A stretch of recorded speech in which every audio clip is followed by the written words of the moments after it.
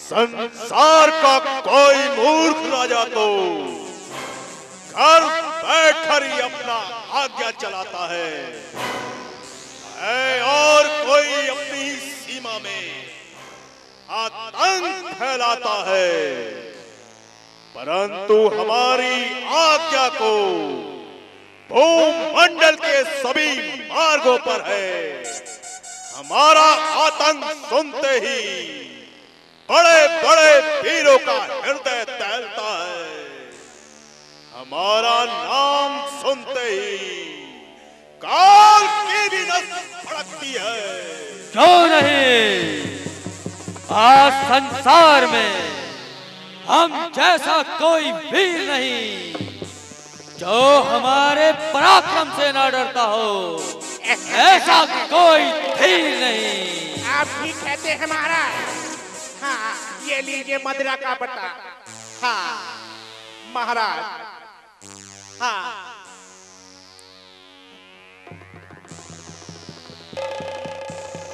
देखते क्या हो, जाओ मदिरा के पात्र लेके आओ।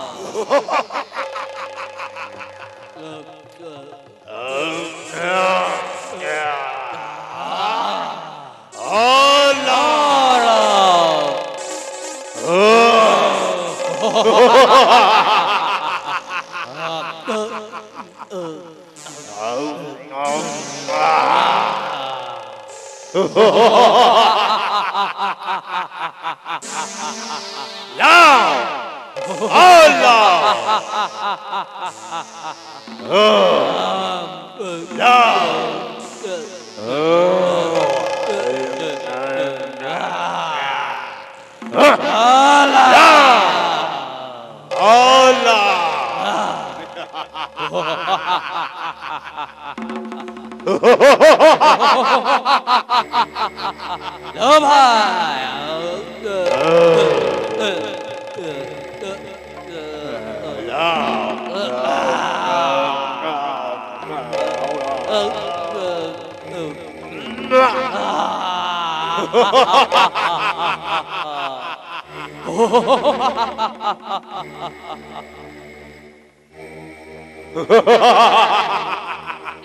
जय शंकर।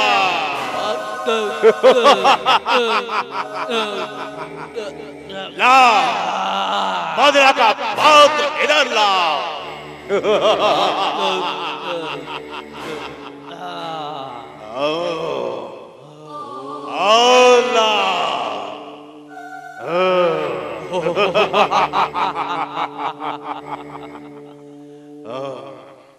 अरे भाई सुभाओ, क्या यहाँ बैठे बैठे मदिरा पान ही करते रहोगे, या कुछ इधर उधर घूमकर साधुओं को परेशान नहीं करोगे? उनके यज्ञ भवन में मांस मदिरा नहीं डालोगे? बिल्कुल ठीक भाई। जब तक हम उनके हवन कुंड में मांस मदिरा को प्रवाहित नहीं करेंगे, तब तक उन बेचारों की तपस्या कैसे पूरी होगी? शीघ्र चलो।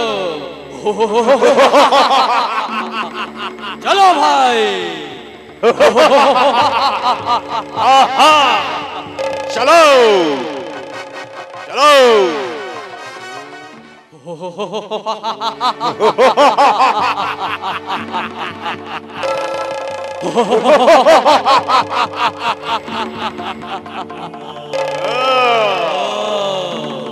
ओ देखो, ये धूर्त तपस्वी यहाँ पर यज्ञ रचा रहा है।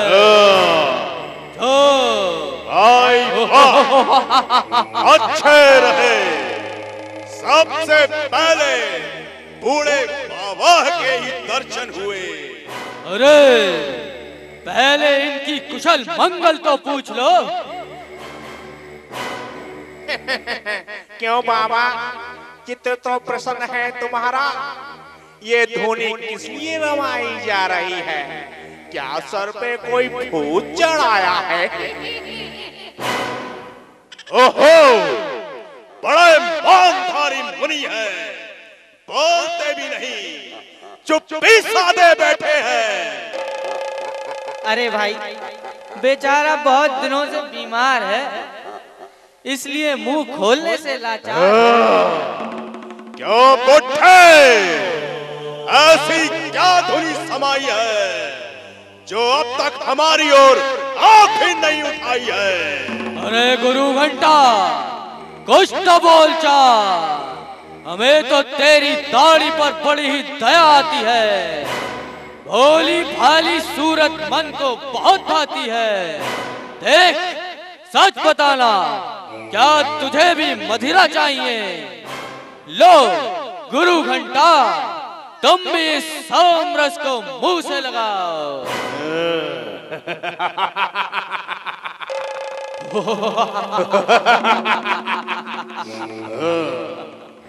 इसमें क्या है भोले बाबा? बड़ी दुर्गंध आ रही है। हटा, हटा सामने से, दुर्गंध के मारे दिमाग भद्राचार्यों, इतना अन्याय, इतना पाप, साधुओं को भी तंग करने लगे, ऋषि मुनियों के यज्ञ हवन भी भंग करने लगे। क्या है इस तरह पाखंड का व्यवहार दुनिया में? लगे करने यहाँ तक घोर अत्याचार दुनिया में। हुई वैसे तो इस संताप से व्याकुल प्रजा सारी, परंतु संत पुरुषों की भी अब आने लगी बारी। रुको, चलो चलो चलो, यहाँ से चलो चलो।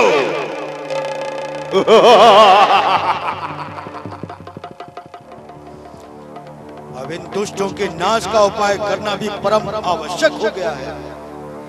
यदि इनका अंत नहीं होगा तो ऋषि समाज महादुख पाएगा, महात्माओं को यज्ञ करना दुर्लभ हो जाएगा। जगदीश्वर की कृपा और योग बल से इन राक्षसों को मैं नष्ट कर सकता हूं, परंतु क्रोधित होने से मेरा आत्मबल क्षीण होता है। इसलिए कोई ऐसा सहज उपाय करना चाहिए जिससे इन दुराचारियों का अंत भी हो जाए और मेरी तपस्या में विघ्न भी ना आए।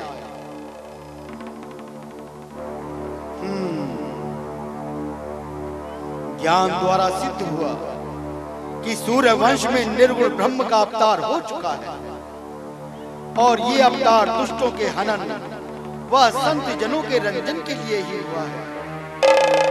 इसीलिए यही उचित है कि महाराज दशरथ के पास जाकर भगवान राम को मांग लाऊं।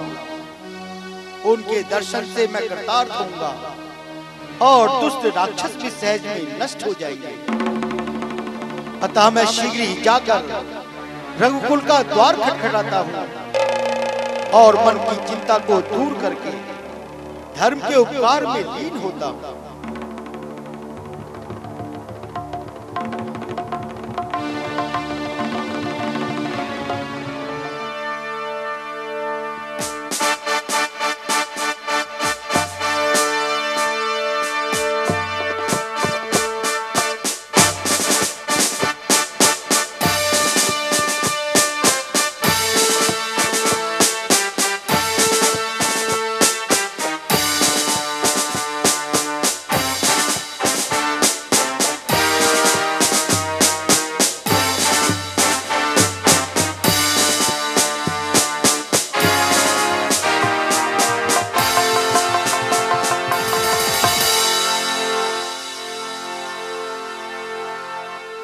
सावधान, सावधान, सूर्यवंशी सम्राट दशरथ जी दरबार में पधार रहे हैं।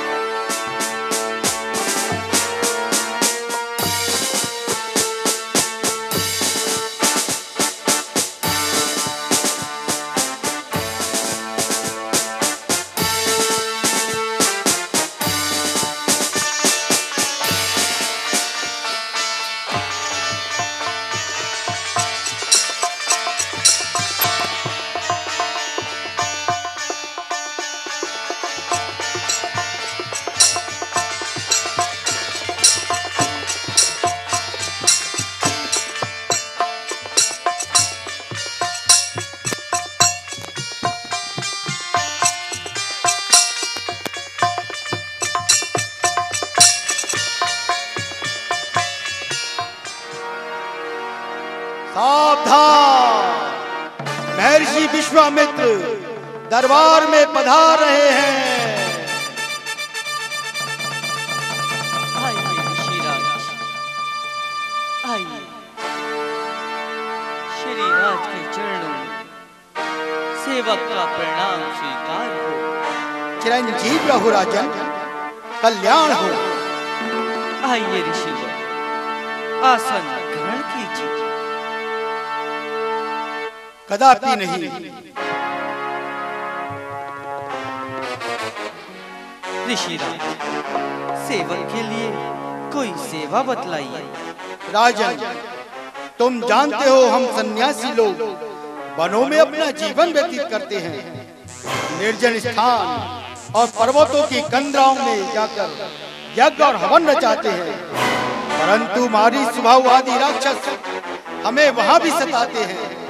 हमारा किया कराया सब भ्रष्ट कर जाते हैं। नहीं करते हैं पापी ध्यान जप तप और पूजा का, हमारे सामने आकर है करते पान मदरा का।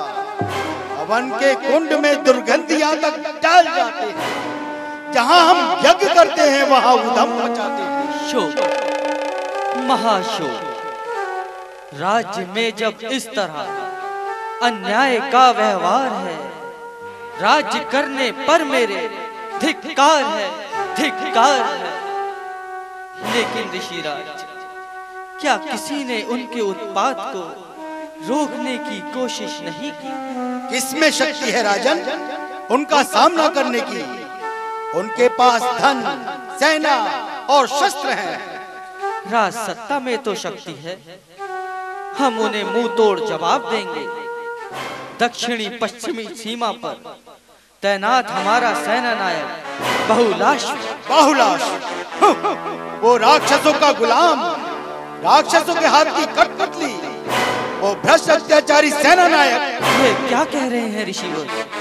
सत्य कह रहा हूँ राजन, अगर वो कर्तव्य परायण होता तो हमें यहाँ आने की आवश्यकता ही ना होती।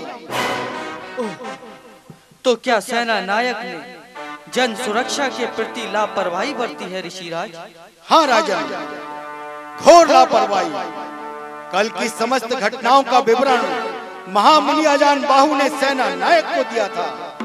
नक्षत्र की हत्या, सुकंठ पर घातक हमला, अनुक्ता का घोर अपमान, बहन की पुत्र वधू से बलात्कार और बूढ़ी आश्रम वासिनी को आग की लपटों में फेंकने की सारी घटनाएं सुनने के बाद भी सेना नायक ने अपने सैनिकों को कोई आदेश नहीं दिया, और राजन शायद वो देगा भी नहीं। क्यों नहीं देगा आदेश ऋषिवर? क्योंकि उसे राक्षसों के इसके बदले उपहार प्राप्त होते हैं, सुंदरी, सुरा, आभूषण। राज सत्ता का प्रतिनिधि यहाँ तक गिर गया। इससे भी ज्यादा राजन, अयोध्या की समस्त गुप्त सूचनाएं उसका पुत्र देवप्रिय राक्षसों को पहुंचाता है। अनेक बार राक्षसों के शिविर में सुरा और सुंदरी का सेवन करता देखा गया है। ऋषि, मेरा कर्तव्य है पहला, ऋषि की आन की रक्षा करूंगा, प्राण देकर भी तुम्हारे मान की रक्षा। इतना कष्ट ना करें राजन, आपकी और आपकी सेना की आवश्यकता अयोध्या को अधिक है।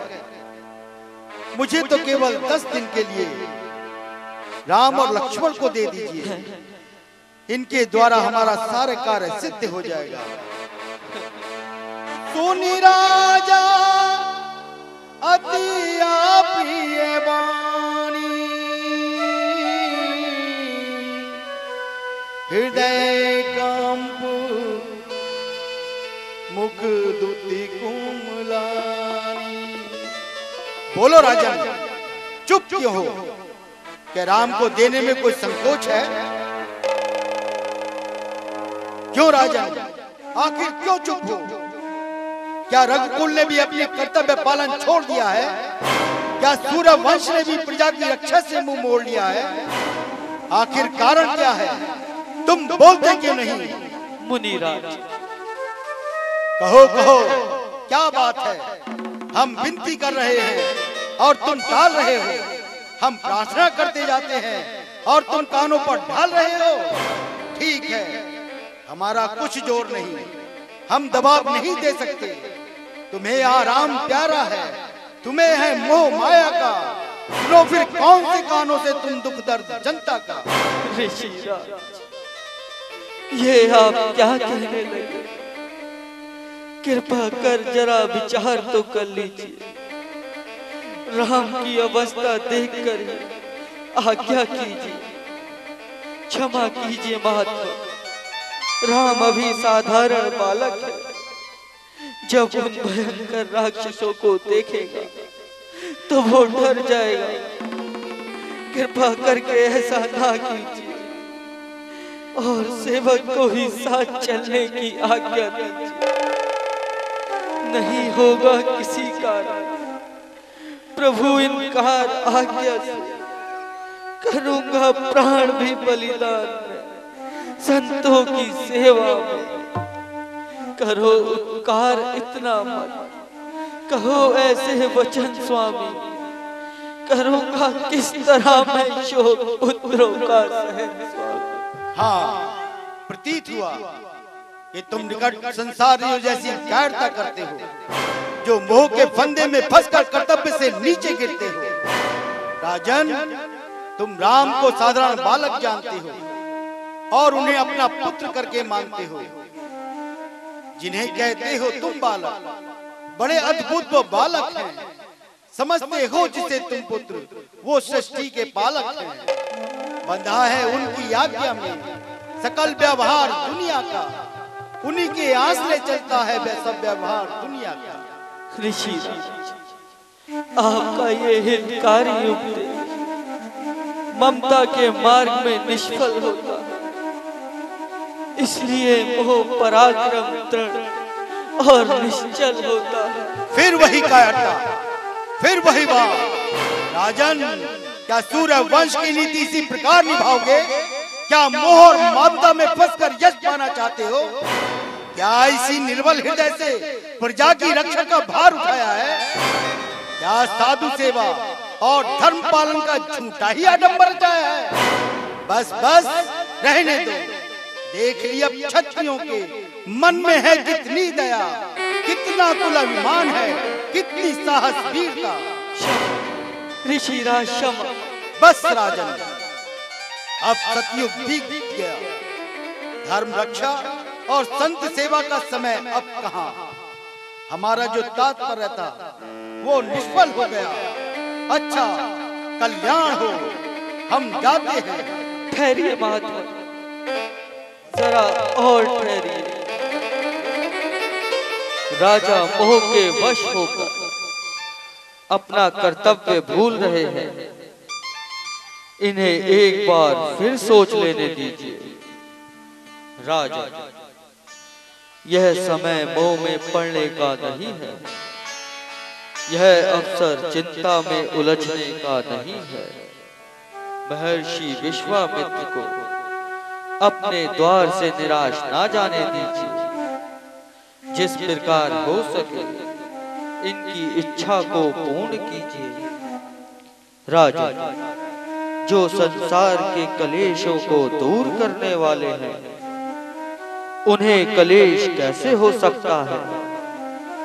जिनके नाम मात्र से सबके बंधन टूट जाते हैं, उन्हें कोई बंधन में कैसे बांध सकता है? छुड़ा देते हैं प्राणी से जो माया मोह दुनिया का, बिछाते हो उन्हीं के वास्ते क्यों जात ममता का। मनोरथ संत जन का और इनका नाम होने दो, हुआ है जिस लिए अवतार वो भी काम होने दो। अच्छा गुरुदेव, आपकी और ऋषिराज की आज्ञा शिरोधार्य करता हूं। धर्म की रक्षा के लिए मोह ममता को वश में करता हूं। सुमंत जी,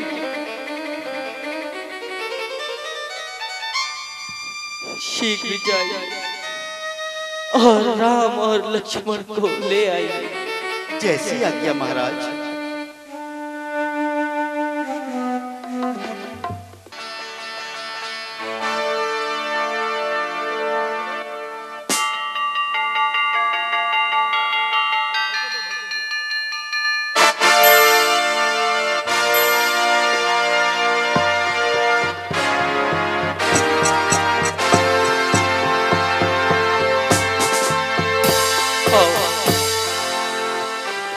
प्रणाम पिताश्री। आयुष्मान आओ बेटा राम, बेटा लक्ष्मण आओ। अब कुछ दिन ऋषिराज के साथ वनों में बिताओ और इनकी सेवा का यश प्राप्त करो। ये जो भी आज्ञा दे उसे सहर्ष स्वीकार करो। लीजिए ऋषिराज, इन बालकों का हाथ अपने हाथ में लीजिए। तुम्हें अर्पण है मेरी उम्र भर की जो भी कमाई है। बड़ी मुश्किल से ईश्वर शक्ल इनकी दिखाई है। लिया है हाथ में जो हाथ, इसका मान भी रखना।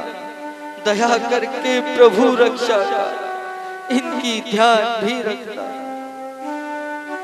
निश्चिंत रहो राजा, इनका कोई बाल भी बाका नहीं कर पाएगा। अच्छा, हम चलते हैं।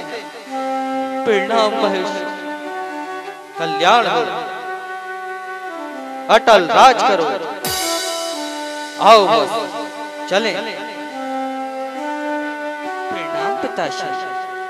आयुष्मान भव बेटा राम, बेटा नमस्कार गुरुदेव मम।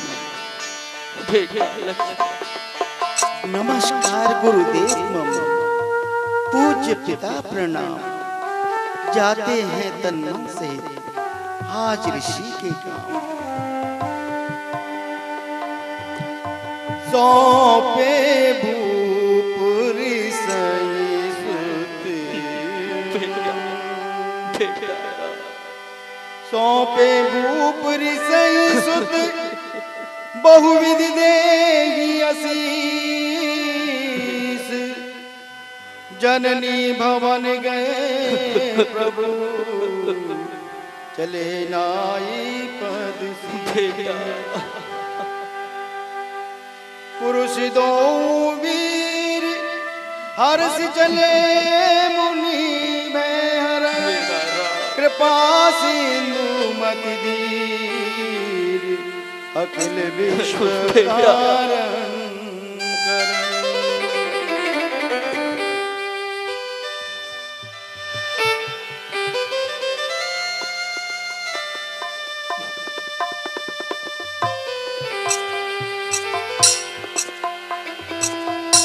मंगल भवन अमंगल हारी, द्रवमु सुदशरथ अखिल बिहारी। अरुण नयन और बाहु विशाला, नील जलज तनु श्याम कमाला।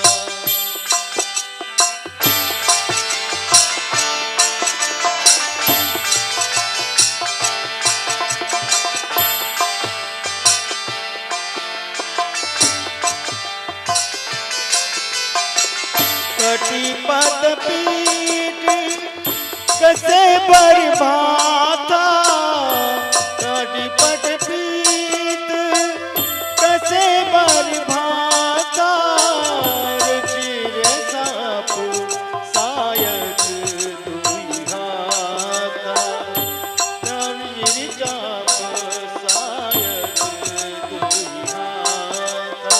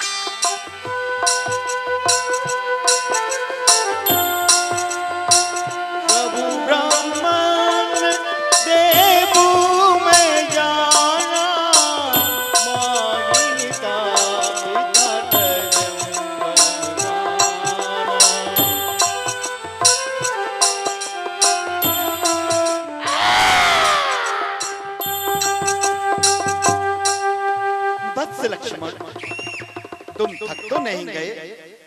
शायद ये पैदल यात्रा तुम्हारे लिए अधिक कष्टदायक होगी।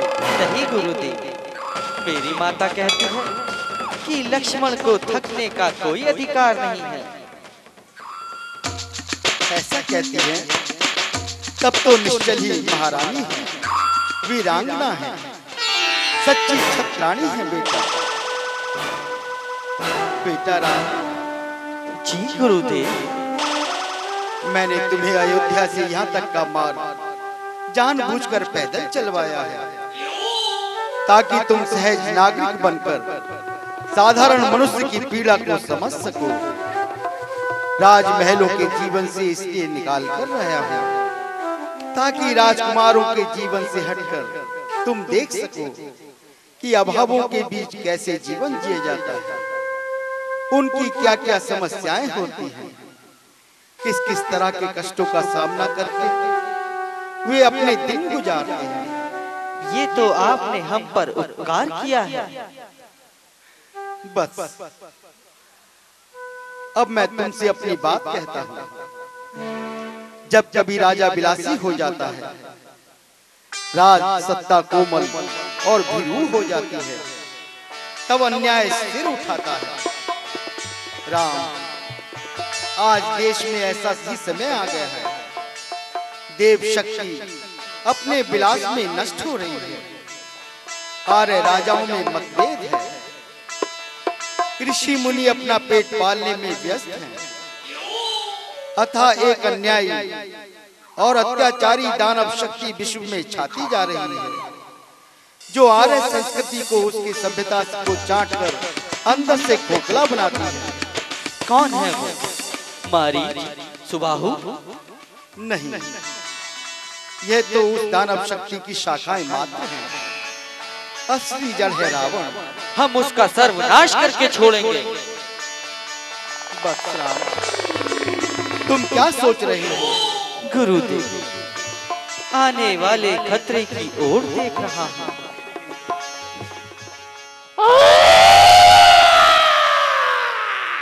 वो देख,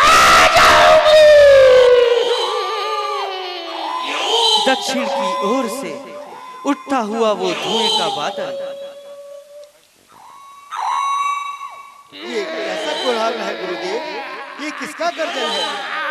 तो यहाँ ताड़का नाम की एक भयंकर राक्षसी रहती है, जो ऋषि समाज को बहुत कष्ट पहुंचाती है। उसका क्या वृतांत है प्रभु? हे राम, केतु यक्ष एक परम भक्त था। उसने ब्रह्मा जी का तप करके एक संतान का वर पाया और उसके घर में ताड़का का जन्म हुआ। कन्या के योग्य हो जाने पर सुकेतु यक्ष से उसका विवाह जंबासुर से करा दिया और कालांतर में उसके यहाँ मारीच नाम का पुत्र उत्पन्न हुआ। कुछ समय पश्चात अगस्त ऋषि ने सुकेतु यक्ष के किसी दुराचार पर क्रोधित होकर उसे भस्म कर दिया। इस पर ये दुष्ट ताड़का अपने पुत्र मारीच सहित मुनि को मारने दौड़ी। तब मुनि ने श्राप दिया कि तुम दोनों राक्षस हो जाओ। उसी समय से ये पापिन अपने पुत्र सहित इस वन में निवास करती है। अच्छा, अब सावधान हो जाओ। वो देखो, वो हत्यारी पत्थर बरसाती हो घोर शब्द करती इसी ओर चली आ रही है। पहले उसे ठिकाने लगाओ। परंतु भगवान, स्त्री को मारना तो अधर्म है। नहीं, जो स्त्री गौ, ब्राह्मण और संतों के लिए दुखदाई हो, उसे मारने में कोई दोष नहीं है। जैसी आज्ञा ऋषिराज।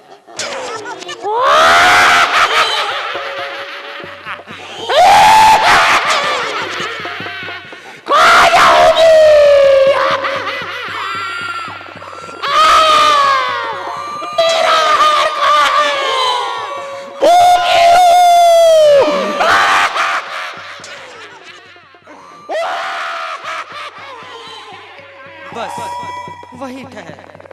आगे कदम बढ़ाया तो जान ले, तेरा काल निश्चय ही तेरे सिर पर मंडरा रहा है। अरे मूर्खो,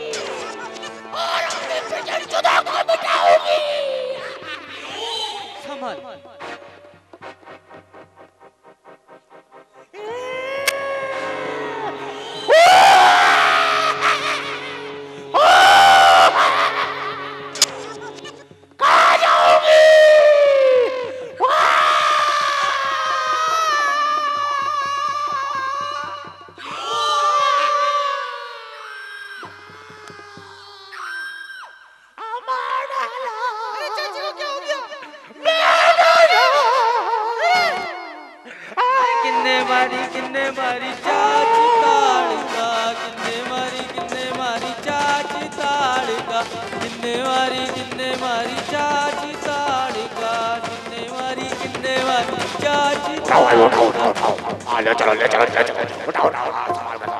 ले चलो।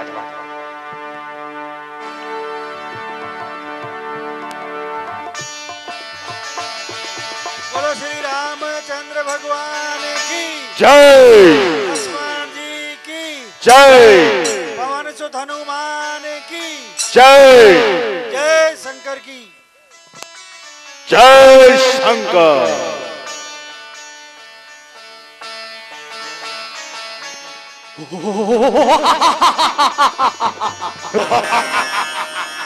महाराज महाराज महाराज महाराज महाराज मजा हो गया, महाराज मजा हो गया, महाराज मजा हो गया, महाराज मजा हो गया, महाराज मजा हो गया।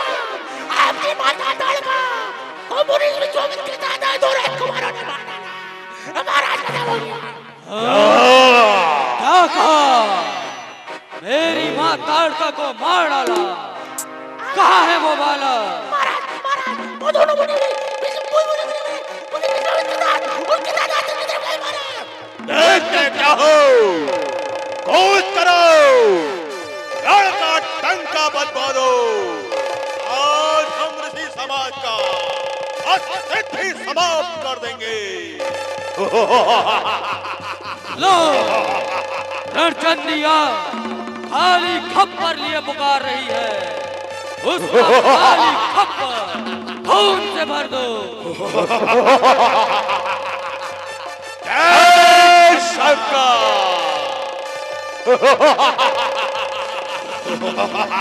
कहाँ है, कहाँ है, कहाँ है?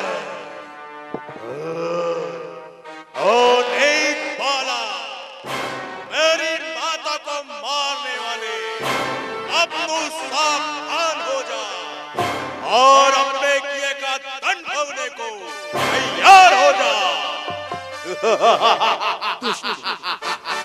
तुझे भी वही फल चखाता हूँ जहाँ तेरी माता गई है, तुझे भी वही।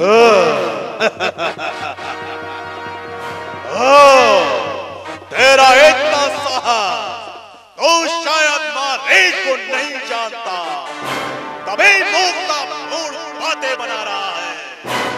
एक तो सही, तेरे सामने काल बनकर कौन खड़ा है? अब मैं तुझे जीवित नहीं छोड़ूंगा।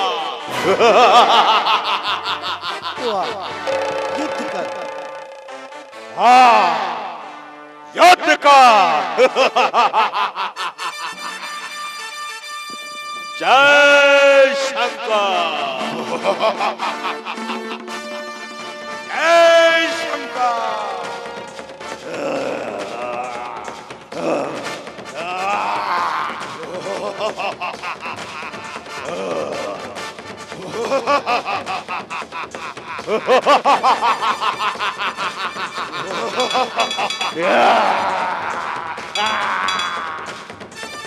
जय शंकर।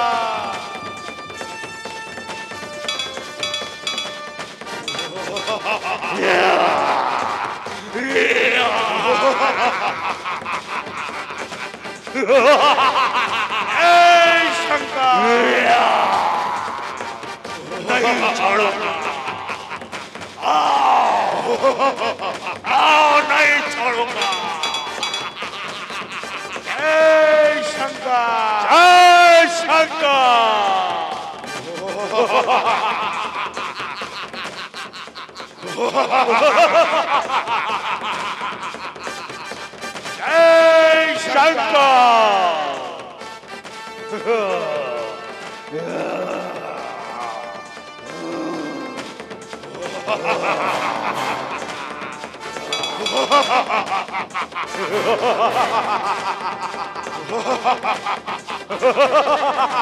जय शंकर।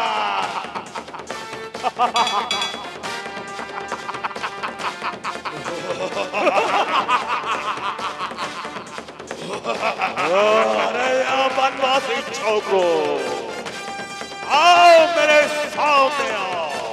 जय शंकर।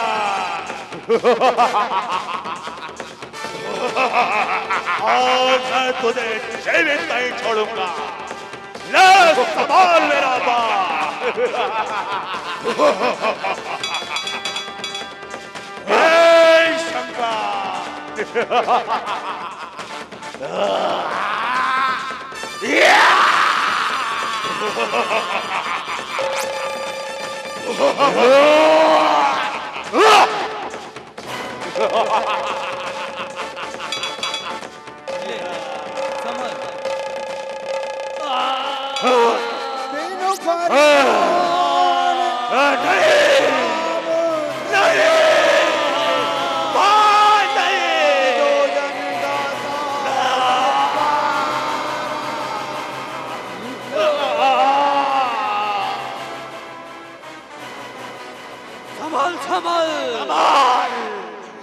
बदमाशी शांत रहो।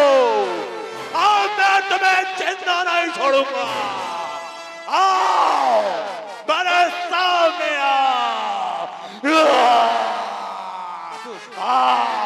यदि सामने आएगा तो भी वही दंड। आओ मेरे सामने आओ। तो आओ युद्ध कर कारों की तरह।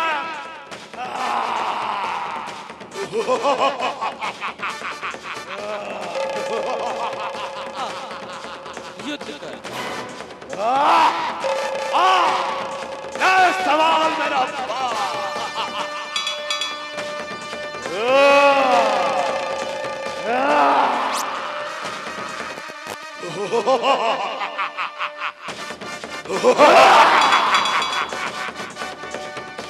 जय शंकर।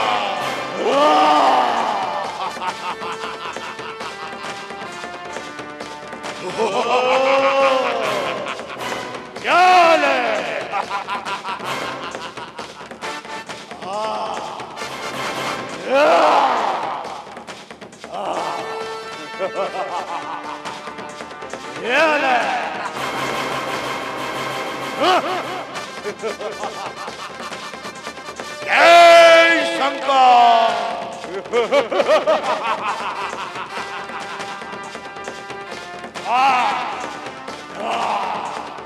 ये ले।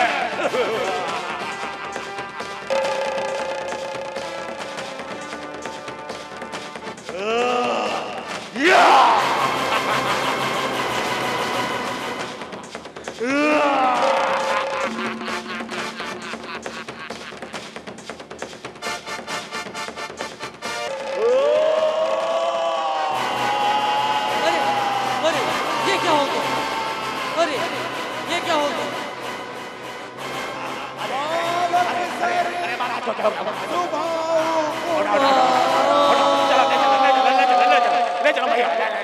अनुज निशाचर कटुक संहारा मारी असुर दुज निर्भयकारी आस्तुति कराई देव मुनि झारी। धन्य है बेटा, धन्य है। ऋषिराज, ये सब आपके चरणों का प्रताप है। चलिए विश्राम कीजिए।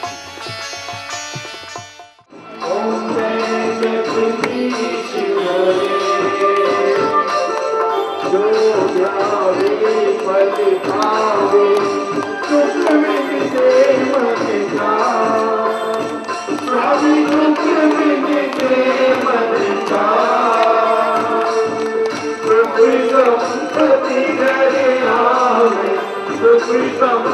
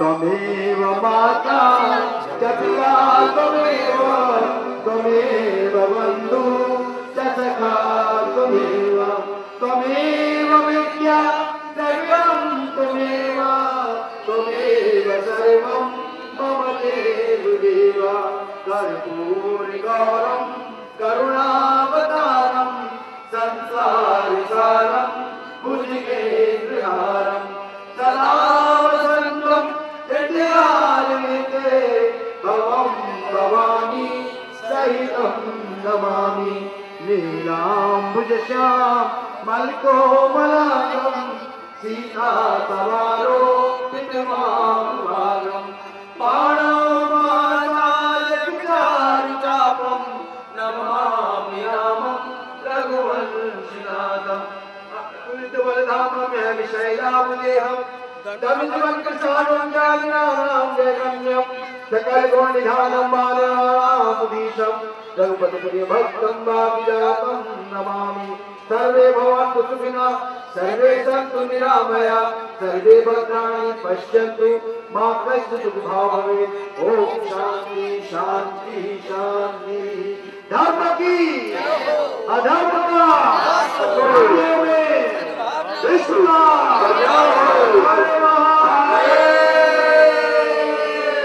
में विश्वामित्र जी की जय। रामचंद्र की जय। लखनलाल की जय।